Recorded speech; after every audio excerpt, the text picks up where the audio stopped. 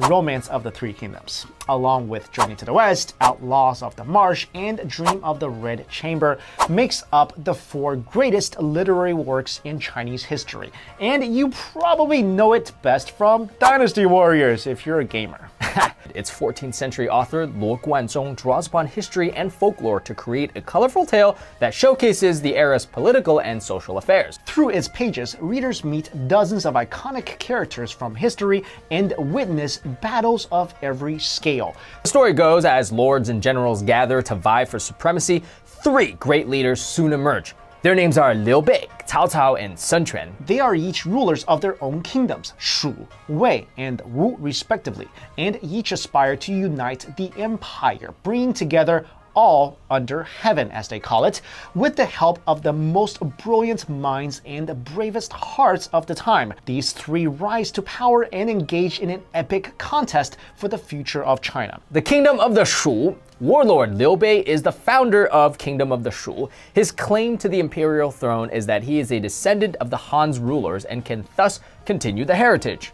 Liu Bei is portrayed as the most legitimate and deserving contender. He is high of mind and kind of heart, but lacks the resources and raw power of his rivals. But his lofty character acts like a magnet that attracts others to his cause. The alliance of these heroes begins in one of the 3 kingdoms' best-known scenes, Oath of the Peach Garden, where Liu Bei and the 2 warriors Zhang Fei and Guan Yu become sworn brothers.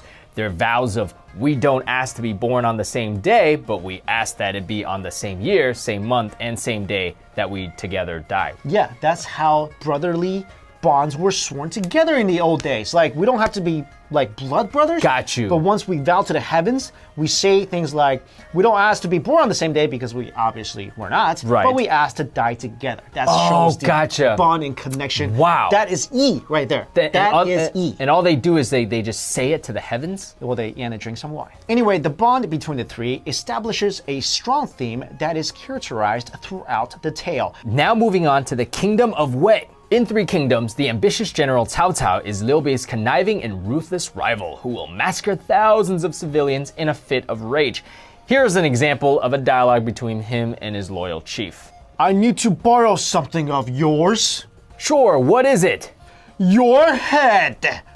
Don't worry, I'll make sure your family is taken care of. So give me that head. That's crazy.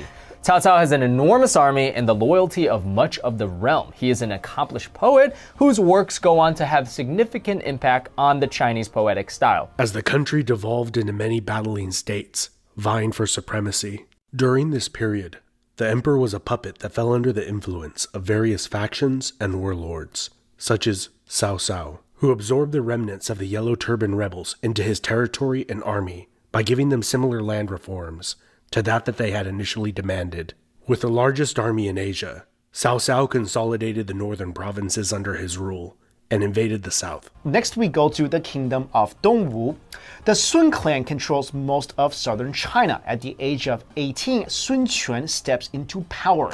During the decisive Battle of Red Cliffs, Sun Quan allies with Liu Bei to keep Cao Cao's armies from advancing across the Yangtze River. At the Battle of the Red Cliffs, the combined armies of Liu Bei and Sun Quan defeated him, preventing the Han Empire from reforming under his rule. After Cao Cao's death, his son declared himself emperor, putting an end to the 400-year-old Han dynasty and establishing the state of Wei. Veteran of Red Cliff Liu Bei declared himself emperor shortly afterwards, with many disaffected Han loyalists rallying to his cause.